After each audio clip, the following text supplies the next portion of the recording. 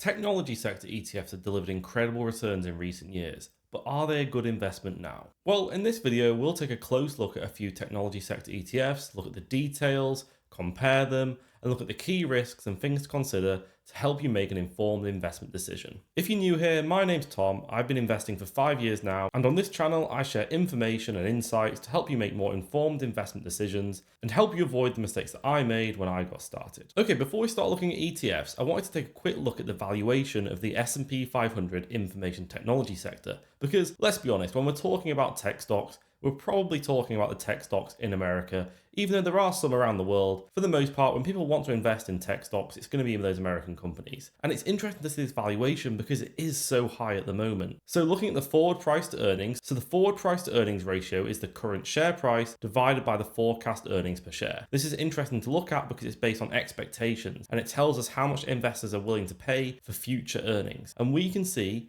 for the information technology sector of the S&P 500, forward price to earnings ratio is currently 28.8. And it is at the same level, if not a bit higher, than where it was in that 2021 period, where things went crazy in that COVID stock market boom. And before that, valuations for tech stocks have not been this high since the dot-com bubble. Admittedly, that was a whole different scenario and it was way higher then, but it is worth considering. Tech stocks certainly are expensive relating to their own history. So whilst we would expect the tech sector to have a higher forward price to earnings ratio than, say, the energy sector, this goes to show that it is expensive relating to its own history, and we need to take that into account when making an investment decision. If you think AI will live up to the hype, then maybe you're happy to pay $28.8 for every $1 of future earnings. But regardless of what you think, it is important to take this into account. Okay, now to actually look at the ETFs, and today we're going to do that on the InvestEngine platform, which is currently where I hold my main stocks and shares ISA for ETF investing. So to browse investments on InvestEngine, we can just search whatever we want. So I can even search technology, and that'll bring up a lot of tech sector ETFs that they have on here. So we're going to start off with what is probably the most popular and well-known technology sector ETF, and that is IITU, the iShares S&P 500 Information Technology Sector ETF. And then once we're on it, we can scroll down and see some details. So this is an accumulation ETF. The total expense ratio is 0.15%, and it uses physical full replication. So physical full replication, it actually owns all the underlying stocks. The fund size is over 6 billion, so it is a very large fund. Then in the breakdown, this is the point that I want to hammer home in this video, and why when you're investing in the technology sector, it is worth considering, are you actually investing in a sector or are you just investing in a few companies? As we can see here, the breakdown of this ETF, pretty much 60% or nearly 60% of it is in just 3 companies: Apple, Microsoft, and Nvidia. So even though it contains 71 stocks in total, 60% of your investment is just in 3 stocks. So it's worth considering. Whether that's a good or a bad thing is up to you. So I'm on the Just ETF webpage for IITU now, because the other thing I wanted to show you is that it tracks the S&P 500 capped 3520 Information Technology Index. So what this results in is the weight of the largest company in the index being capped to 35%, and the weight of all other constituents capped to 20% when it rebalances. So this is put in place to offer some level of diversification, but we can see in reality, these caps are probably a bit too high to be any use. And because Microsoft, Apple, and Nvidia are just so massive in terms of market capitalization, this S&P 500 Information Technology Sector ETF is just dominated by those 3 companies. Okay, back on InvestEngine now, we're going to go for what is probably the second most popular tech ETF as far as I'm aware anyway, and that is XLKQ. So this one is called Invesco Technology S&P US Select Sector. So if we scroll down, this one is a tiny bit cheaper than the IITU ETF at 0.14%. It's also accumulating, but the key difference is this one is synthetic. So what synthetic means is it doesn't actually own the underlying stocks of the index. It has exposure to them, but how it obtains the returns of the index is it holds a basket of equities, a different basket of equities, and swaps them with a counterparty for the returns of the index and a swap fee. So there's pros and cons of synthetic replication. One of the main pros is it avoids the withholding tax on US stock dividends, but with tech stocks, that's just a tiny part of total return, so it's not a big deal. And then the con is, or something to consider, is obviously it adds that additional counterparty risk, but that is minimized by the existence of a collateral portfolio, and then also the fact that the counterparty is a massive institution. But make sure you do your research into synthetic ETFs. And it is also quite a large fund, 780 million. And if we scroll down to the stocks it has exposure to, it's very, very similar. 70 stocks again, so pretty much the same number of stocks. And the top 3 holdings, again, 60% of the ETF in Nvidia, Apple, and Microsoft. Some slight variations, but it's the same story really. And then over on Just ETF to have a look at the index, it's the S&P Select Sector Capped 20% Technology Index. It tracks the technology sector of the USA, and single stocks are limited to a maximum of 20%. So again, it does use some level of capping to ensure diversification, but I think those caps are a bit too high, and we've just got 60% in free companies. And now on InvestEngine again, we're going to look at one last US technology sector ETF, and this time we're going to go for XSTC. This is the X-Trackers MSCI USA Information Technology ETF. So MSCI USA is basically MSCI, the index provider's version of the S&P 500. It's very, very similar, and it's the information technology sector. If we scroll down, this one is distributing, has a yield of 0.35%.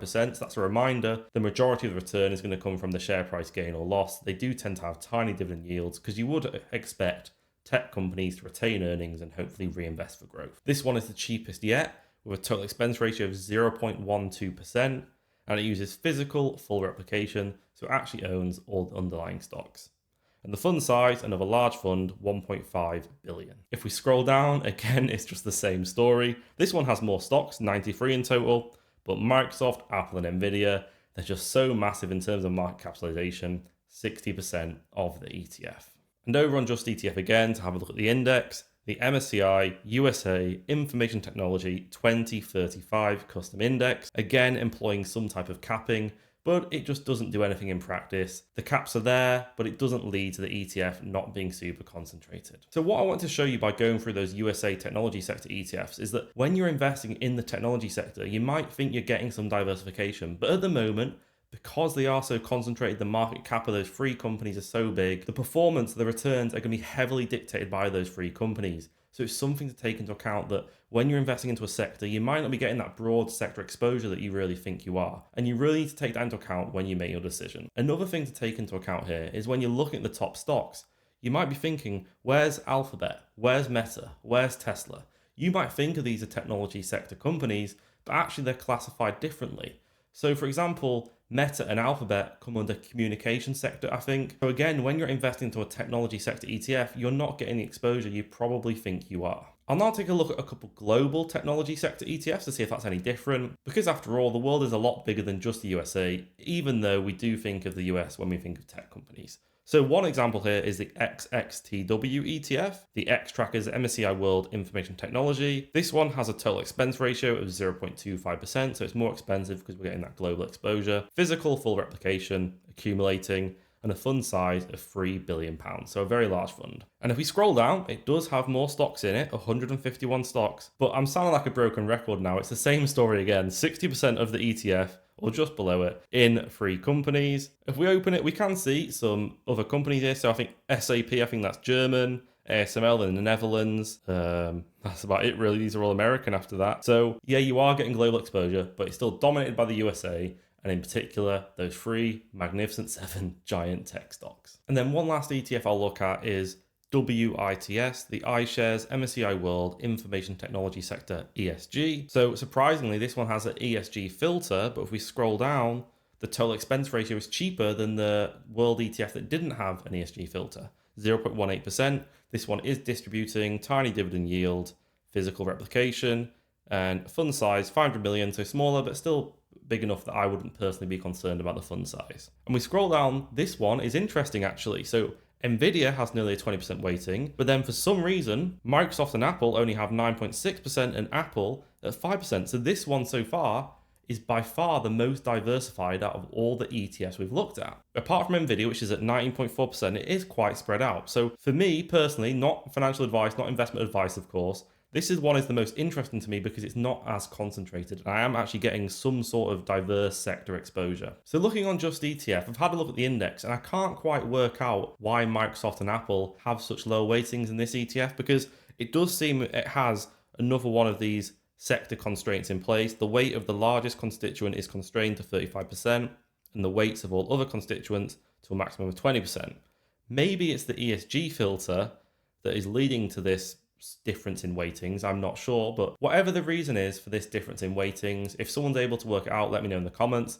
But I do think it is interesting that we at least have one choice that isn't 60% in free companies. So what I've done now is I've gone on Just ETF and used the charting feature and gone on to the 5-year chart with all 5 of the ETFs we've looked at And we can see on a 5-year return chart, it is very similar. There's no major differences here. So the US only ones have done slightly better. S&P 500 information technology sector, US tech sector, MSCI USA tech sector. The world ones aren't too far behind. And you can see investors in any of these funds are hardly going to have been disappointed over the past 5 years. Always remember that past performance does not guarantee future results, but I do like to always show this performance comparison because I know it is interesting to see. That was a look at 5 technology sector ETFs, a run through the details. And to summarize, what I'd say is the few risks to consider are the current valuation of tech stocks. As we saw at the start of the video, they are pretty much ahead of where they were in 2021. And before that, valuations have not been anywhere near this high since the dot-com bubble, where it went to ridiculous valuations. But we've had 20 years where valuations have been nothing like this. So definitely take that into account before making any investment decision, concentrating in just one sector. The next thing is what we saw with 4 out of 5 of these ETFs. They're heavily concentrated. So the top 3 stocks having nearly 60% of the weighting, and even the one that didn't, it was still Nvidia having 20% of the ETF. So take into account this concentration and make sure you're happy with that before investing in any of them. It will be the case that your performance is heavily dictated by just a few companies. And what we saw, another thing to consider is sector classification. So a lot of companies that you may consider as tech stocks, most notable, Meta, Alphabet, Tesla, are nowhere to be seen because they're not classified as tech. So when investing in a technology sector ETF, you may not be getting the exposure that you think you are. And then just to reiterate, the last risk and thing to consider, always remember that past performance does not guarantee future results. Yes, these ETFs have been incredible investments over the past 5 years. Will that continue? Maybe it will, maybe it won't. But even if it does, they will of course always have additional volatility, so make sure you're happy with that volatility and whether that has a place in your portfolio. I hope this video was interesting. If there's another sector or type of ETF you'd like me to have a look at, then let me know in the comments below. And if you enjoyed this video, please leave a like and subscribe for more investing content. Thank you for watching.